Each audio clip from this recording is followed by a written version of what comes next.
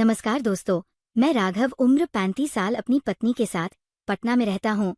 हमारी शादी को 10 साल हो चुके हैं और हम दोनों एक सुखी जीवन जी रहे हैं। घर के कामकाज के लिए हमारे पास एक नौकरानी है जिसका नाम ममता है। ममता बहुत मेहनती है और जितनी मेहनती है उतनी ही सुंदर भी।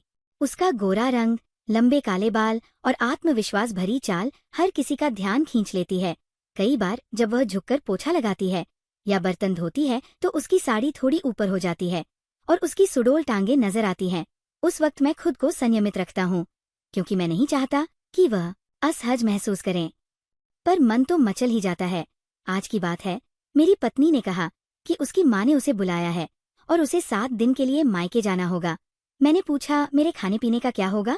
वो बोली, ममता है ना, वो सब संभाल लेगी।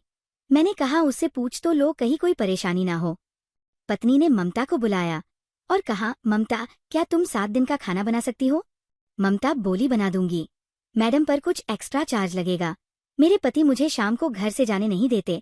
पत्नी ने तुरंत कहा, कोई बात नहीं, तुम्हें रात के 400 रुपए एक्स्ट्रा मिलेंगे।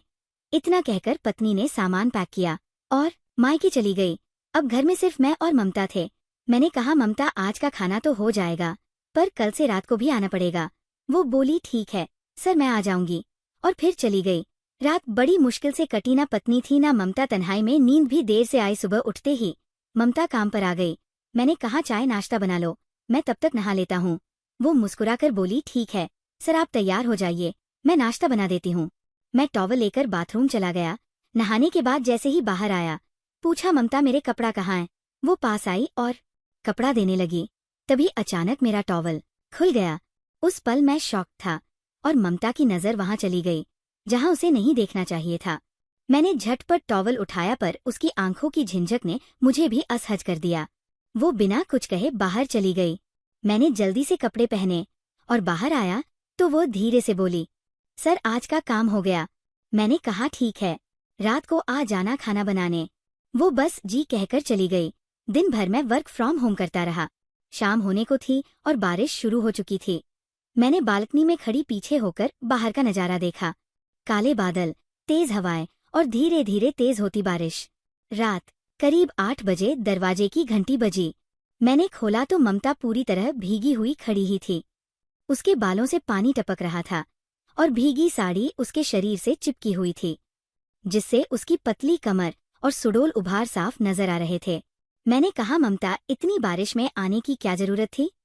वो बोली, सर, ये मेरा काम है, मुझे आना ही था। मैंने कहा, जाओ कपड़े बदल लो। वो बोली, सर, मेरे पास और कपड़े नहीं हैं। मैंने कहा, मेरी बीवी की अलमारी से कुछ पहन लो। वो हिचकिचाई, सर, मैडम के कपड़े कैसे पहन सकती हूँ? मैंने थोड़ी सख्ती से कहा, मैं कह रहा हूं ना, जाओ वरना सर्दी लग जाएगी। वो चुपचाप कमरे में चली गई। थोड़ी देर बाद जब वो बाहर आई तो मेरे होश उड़ गए। उसने मेरी बीवी की काली सिल्की नाइटी पहन रखी थी जो उसके शरीर पर पूरी तरह फिट नहीं हो रही थी। उसकी पतली गर्दन, नरम कंधे और हल्का सा उभार नाइटी से झांक रहा था। उसकी आंखों में थोड़ी झिझक थी, पर एक अलग चमक भी। मैं उसे देखता रह गया। वो बोली, सर, ऐसे क्या देख रहे हैं? मैं चौंक गया और बोला, कुछ नहीं, तुम खाना बना लो। वो मुस्कुराई और किचन में चली गई। थोड़ी देर बाद उसे खांसी आने लगी। मैंने कहा, ममता, सर्दी लग गई है तुम्हें? वो बोली, सर, कुछ नहीं, ठीक हो जाएगा। फिर उसने जल्दी से खाना बना दिया। मैंने खाना खाते हुए कहा, खाना बहुत अच्छा बना है ममता, अगर तुम्हें और पैसे कमाने हैं तो एक रास्ता है। वो बोली, कैसा रास्ता सर? मैंने उसकी आंखों में देखा और कहा, आज की रात तुम्हें मेरा सहारा बनना होगा। वो बोली, मत। मैंने कहा, ममता, आज की रात सिर्फ हमारी है। जैसे बारिश रुकने का नाम नहीं ले रही है, वैसे ही ये पल भी नहीं रुकना चाहिए। समझ रही हो ना मैं क्या कह रहा हूँ? वो थोड़ी देर चुप रही, फिर बोली, पर सर, ये तो गलत होगा ना? मैंने कहा, तो तुम क्या चाहती हो? वो बोली, मैं ज्यादा पैसे कमाना चाहती हूँ। मैंने उसका हाथ थामा और कहा, तो फिर सब कुछ भूल जाओ और मुझे देखो, सिर्फ मुझे। मैं उसके और करीब गया। उसकी सांसें तेज हो रही थी। उसकी आंखों में अब हिचकिचाहट कम और चाहत ज्यादा थी। मैंने उसका हाथ पकड़ा और उसे अपने कमरे की ओर ले गया। वह बिना विरोध किए मेरे साथ चल पड़ी। बेड पर जैसे ही वो बैठी, एक परी सी लग रही थी। मैं उसके करीब गया, उसके गाल पर हाथ फेरा।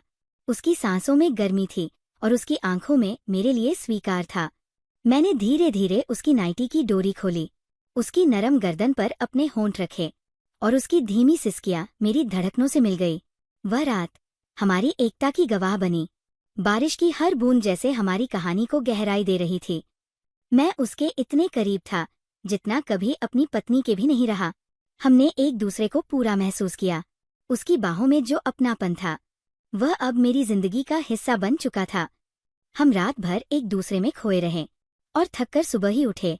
सुबह उसने मेरी ओर देखकर कहा, सर, ये बात हमारे बीच ही रहनी चाहिए, दुनिया वाले इसका गलत मतलब निकालेंगे।